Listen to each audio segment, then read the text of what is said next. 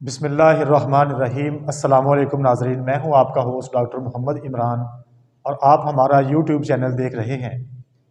آپ سب کو اس چینل پہ خوش آمدید، اور میں ایک ریکویسٹ کروں گا کہ اس چینل کو لائک کریں، سبسکرائب کریں اور دوسرے دوستوں کے ساتھ شیئر کریں۔ جزاکم اللہ خیرہ۔ تو کل ہم نے ایک ویلاگ کیا تھا جس میں وضو اور تیمم کے حوالے سے ہم نے جو مسائل تھے وہ حل استاد محترم سے قرآن و حدیث کی روشنی میں وہ حل کروائے۔ تو اس ویلاگ کو دیکھ کے کچھ لوگوں نے جرابوں کے اوپر جو مسح ہے اس کے حوالے سے سوال کیا کہ کیا جرابیں جب پہنی ہوتی ہیں تو اس کے اوپر مسح ہو سکتا ہے یا نہیں۔ اگر ہو سکتا ہے تو اس کی کوئی قرآن و حدیث سے کوئی اس کی دلیل جو ہے وہ ہمارے سامنے بیان کر دیں۔ تو اس کے حوالے سے آج ہم شیخ محترم کے پاس ہیں، اور اس سلسلے میں ہمارے ساتھی محترم محمد طیب علی طیب صاحب وہ بھی ہمارے ساتھ موجود ہیں، ان کا بھی شکریہ۔ اور ہمارے شیخ محترم حافظ عبدالعزیز ربانی صاحب وہ بھی روٹین کے لحاظ سے ہمارے ساتھ موجود ہیں، میں ان کا بھی شکریہ ادا کرتا ہوں۔ السلام علیکم استاد محترم۔ استاد محترم، کل جب ہم نے وضو اور تیمم کے حوالے سے گفتگو کی تھی تو سوال یہ آیا تھا کہ آیا کہ جب جرابیں پہنی ہوتی ہیں تو اس کے اوپر مسح کرنا جائز ہے، اور اگر جائز ہے تو اس کی قرآن و حدیث کی روشنی میں کوئی دلیل دے۔ جزاکم اللہ خیرہ۔ بسم اللہ الرحمن الرحیم۔ الحمد للہ رب العالمین، والصلاة والسلام علی سید المرسلین، اما بعد۔ وضو کا مسئلہ بیان کرتے ہوئے میں نے قرآن کریم کی ایک آیت پڑھی تھی، سورہ مائدہ کی، یا ایہا الذین آمنوا اذا قمتم الى الصلاة فاغسلوا وجوہکم وایدیکم الى المرافق وامسحوا برؤوسکم وارجلکم الى الکعبین۔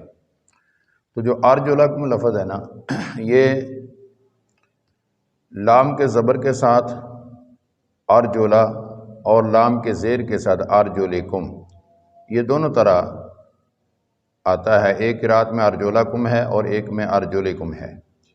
جب اس کو ارجلکم لام کے زبر کے ساتھ پڑھیں تو اس کا معنی بنتا ہے کہ پاؤں کو بھی دھوو، اور ارجلکم پڑھیں تو اس کے بارے میں یہ بھی کہا جاتا ہے کہ یہ اس کا کسرہ جو ہے، اس کے نیچے جو زیر ہے، یہ پچھلے لفظ کے جر جوار کی وجہ سے ہے، معنی اس کا وہی رہے گا۔ اور دوسرا یہ ہے کہ اس کا معنی بنے گا کہ جس طرح سر کا مسح کرو اور اپنے پاؤں کا مسح کرو۔ تو پاؤں کا وضو میں دھونا رسول اللہ صلی اللہ علیہ وسلم سے ثابت ہے کثیر احادیث میں سے۔ اور یہاں جو پاؤں کا مسح ہے یہ کس حوالے سے ہے، تو اس کی تفصیل احادیث میں ہے کہ رسول اللہ صلی اللہ علیہ وسلم نے پاؤں پر کس صورت میں مسح کیا ہے۔ تو پاؤں کے اوپر پہننے والی دو چیزیں ہیں، خفین اور جوربین۔ خفین کا معنی ہے موزے اور جوربین کا معنی ہے جرابیں۔ ویسے چلو آگے چلتے ہیں۔ موزے جو ہیں ان کے حوالے سے بہت ساری احادیث ہیں کہ رسول اللہ صلی اللہ علیہ وسلم نے موزوں پر مسح کیا اور موزوں پر مسح کرنے کا حکم دیا۔ اور اسی طرح جرابوں کے حوالے سے حضرت مغیرہ بن شعبہ رضی اللہ تعالی عنہ سے مروی ہے، جامع ترمذی میں ہے کہ توضأ النبی صلی اللہ علیہ وآلہ وسلم ومسح علی الجوربین۔ نبی کریم صلی اللہ علیہ وآلہ وسلم نے وضو کیا اور جرابوں پر مسح کیا۔ اور اسی طرح عون المعبود میں حضرت ثوبان رضی اللہ تعالی عنہ سے مروی ہے کہ آن حضرت صلی اللہ علیہ وسلم نے ان کو ایک سفر میں بھیجا اور ان کو حکم دیا کہ ان یمسحوا علی العمائم والتساخین، کہ پگڑیوں پر اور تساخین پر مسح کریں۔ تساخین کیا ہیں؟ یہ ہر وہ چیز ہے، ہر وہ لباس ہے جو پاؤں کے اوپر پہنا جائے۔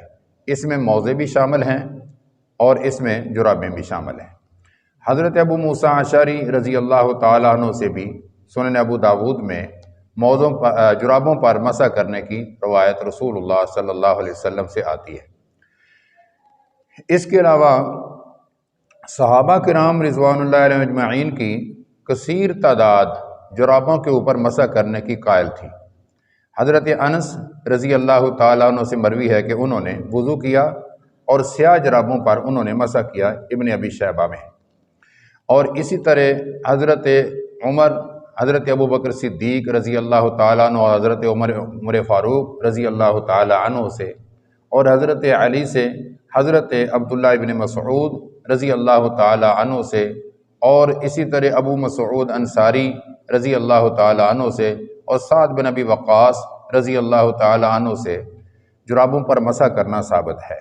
حضرت امام ابن حزم رحمہ اللہ نے 12 صحابہ سے مسح کرنا جرابوں پر ثابت کیا ہے، اور اسی طرح ابن قدامہ نے مغنی میں جرابوں کے اوپر مسح کرنے پر، مسح کے جواز پر صحابہ کرام رضی اللہ عنہم کا اجماع نقل کیا ہے۔ تو ان دلائل سے ثابت ہوتا ہے کہ موزوں پر بھی مسح کرنا ثابت ہے، جائز ہے، اور جرابوں پر مسح کرنا بھی جائز ہے۔ جراب کیا ہے؟ آپ کے ذہن میں یہ سوال رہے گا کہ جراب کیا ہوتی ہے؟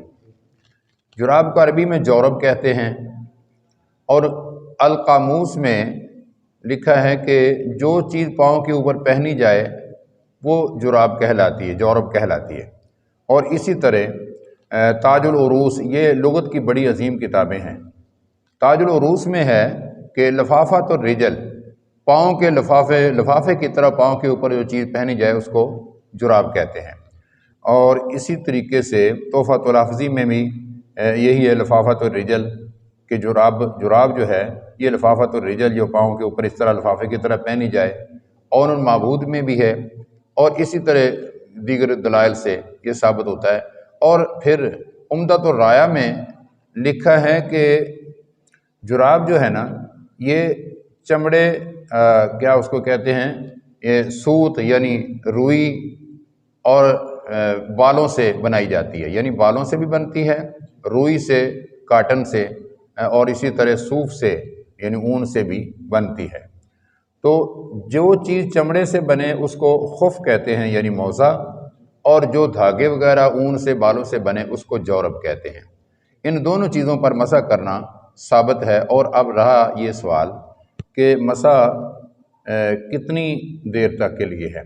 پہلے یہ بات سمجھ لیں کہ مسح کرنے سے پہلے پورا وضو کرے، پاؤں دھوئے، اور اس کے بعد جراب یا موزہ پہن لے، تو اس کے بعد جو اگلی نماز آئے گی اس وقت تک اگر اس نے موزہ یا جراب اتاری نہیں تو پھر پاؤں پر مسح کر سکتے ہیں۔ کتنی دیر کے لیے؟ مقیم ہے جو گھر میں ہے، 1 رات اور 1 دن وہ مسح کر سکتا ہے، اور جو مسافر ہے اس کے لیے 3 دن اور 3 راتوں کے لیے اجازت ہے کہ وہ مسح کر سکتا ہے۔ اگر اس دوران میں اس نے کبھی جراب یا موزہ اتار لیا اس کا مسح باطل ہو جائے گا، اور پھر اسے پورا وضو کرنا ہوگا۔ اس کے علاوہ کسی اور چیز سے مسح باطل نہیں ہوتا۔ ہاں البتہ اگر جنبی ہو جائے تو پھر مسح باطل ہو جائے گا، پھر اتار کر غسل کرنا پڑے گا۔ شیخ محترم، اس میں وہ ایک جو ہے نا وہ تعویل کرتے ہیں جی کہ جو جرابیں باریک ہوتی ہیں، مطلب جن سے پانی اس کے پانی کی طرف جی ہوتا ہے، تو ان کے اوپر جو ہے نا وہ مسح کی جو حالت وہ ختم ہو جاتی ہے۔ جی، آپ کا بھی یہی سوال ہے؟ نہیں، میرا اس کا۔ اچھا، تو دیکھیں جراب موٹی ہو باریک ہو یہ تکلفات ہیں۔ جس چیز کو اللہ کے رسول صلی اللہ علیہ وسلم نے عام رکھا ہے، قرآن میں عام ہے، حدیث میں عام ہے، اس کو مخصوص کرنا اور اس کے اوپر پابندیاں لگانا یہ ٹھیک نہیں ہے۔ اللہ کے رسول سے ایسی کوئی بات ثابت نہیں۔ شیخ صاحب ایسے ہے کہ فجر کی نماز بندہ پڑھتا ہے، جرابوں کے بغیر پاؤں کے اوپر وضو کرتا ہے، پانی پڑتا ہے، تو میں اپنے بارے میں بس یہ پوچھنا چاہتا تھا کہ اگر بندہ آ کے نماز پڑھ کے لیٹ جاتا ہے، سو جاتا ہے، جی تو 8-9 بجے جب اٹھتا ہے تو وہ جرابیں پہنتا ہے اس وقت، جی تو کیا اس حالت میں بھی وہ مسجد کر سکتا ہے یا وہ فوری وضو کے بعد فوری پہنتا ہے؟ دیکھیں، اگر وہ لیٹ گیا ہے اور سویا نہیں، نماز پڑھ کے لیٹا ہے لیکن کنفرم ہے کہ وہ سویا نہیں، اس کا وہ پہلا وضو قائم ہے، جب تک وہ وضو موجود ہے اس وضو کے اندر وہ جرابیں پہن لے تو اس کے لیے جائز ہے۔ لیکن اگر سو گیا تو اس کا وضو ہی نہیں رہا. جب وضو نہیں رہا تو وہ جرابیں پہن لے گا تو مسا نہیں کر سکے گا. جیسے مطلب سونے سے کے علاوہ بھی جن چیزوں سے وضو ختم ہو جاتا ہے. جن چیزوں سے وضو ختم ہو جاتا ہے، پہلا جو وضو ہے جو جس میں اس نے پاؤں دھوئے ہیں، اگر کوئی بھی ناقض وضو کا عارضہ پیش آ گیا ہے جس سے وضو ٹوٹ جاتا ہے تو وضو ٹوٹ گیا تو اب وہ جرابیں نہیں پہن سکتا. جرابیں پہنے گا تو مسا نہیں کر سکے گا. کیونکہ کچھ رات کے دن میں سوال ہوتا ہے کہ ہم نے وضو کیا تھا، ہمارے پاؤں بھی صاف ہی ہیں، ہم نے کہیں مٹی میں نہیں گئے یا کوئی اور ایسی چیز نہیں پہنی جو اس کے بارے میں وہم ہو کہ یہ صحیح نہیں ہے، تو فی الحال ہم پہن سکتے ہیں. دیکھیں جی، پاؤں صاف نہ بھی رہیں، طاہر پاک مٹی لگنے سے وضو نہیں ٹوٹتا. تو پاؤں کا صاف رہنا یا نہ صاف رہنا یہ نہیں ہے. اصل میں ہے کہ ناقض وضو جو ہیں جن سے وضو ٹوٹ جاتا ہے ان میں سے کوئی عارضہ اگر پیش آ جائے تو وضو جاتا رہے گا. جس طرح لیٹ کر سونا یا ٹیک لگا کے سونا یہ بھی نواقض وضو میں سے ہے. سر وہ 1 منٹ کا صرف سوال ہے، مطلب پہلے حل ہو جائے شاید. کل جب آپ وہ تیمم کے حوالے سے گفتگو کر رہے تو ایک سوال میرے ذہن میں آ رہا تھا کہ تیمم جب کرتے ہیں تو ہاتھوں کو جو آپ ٹچ کرنا ہے مٹی کے ساتھ تو اس طرح چہرے کے اوپر، تو باقی جسم جو جیسے بازو رہ جاتے ہیں یا پاؤں رہ جاتے ہیں ان کے اوپر دیکھیں یہ چیزیں سوال اس وقت پیدا ہوتے ہیں جب تیمم کا صرف حکم اور اس کی ڈیٹیل تفصیل نہ ہو. تو رسول اللہ صلی اللہ علیہ وسلم نے خود تیمم کیا، صحابہ کو کر کے دکھایا کہ میں نے آپ کے سامنے روایت جامع صحیح بخاری سے بیان کی تھی کہ اپنے دونوں ہاتھوں کو مٹی پر مارا، پھر ان میں پھونکا اور دایاں ہاتھ جو ہے یہ بائیں ہتھیلی کے اوپر پھیرا، یہ کلائی سے آگے آگے جو ہتھیلی ہوتی ہے، اور بایاں دائیں ہتھیلی پر، اور پھر دونوں ہاتھوں کو ملا کر چہرے کے اوپر پھیر لیا. تو یہ ہے تیمم.